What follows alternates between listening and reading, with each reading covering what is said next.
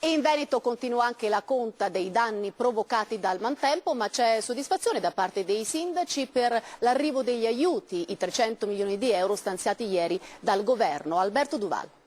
Come è andato questo incontro, Sindaco? Bene, il Presidente Napolitano è stato molto concreto, ha capito al volo le nostre esigenze, ha capito al volo quello di cui abbiamo bisogno.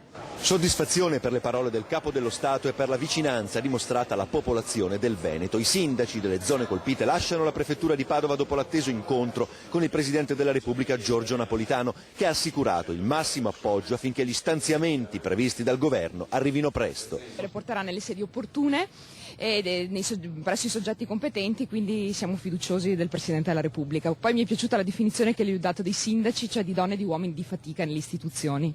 Diceva il Presidente, è stato molto sincero, molto simpatico, ha detto lo stiamo leggendo nei giornali, adesso abbiamo bisogno di comunicazioni ufficiali per dare certezze ai nostri cittadini e ai nostri imprenditori.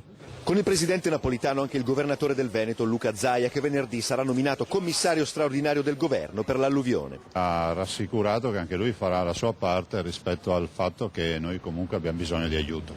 E quindi un appello che faccio anche a voi per l'SMS 45501 45501 di divulgarlo il più possibile, basta fare un messaggio vuoto e si donano 2 euro.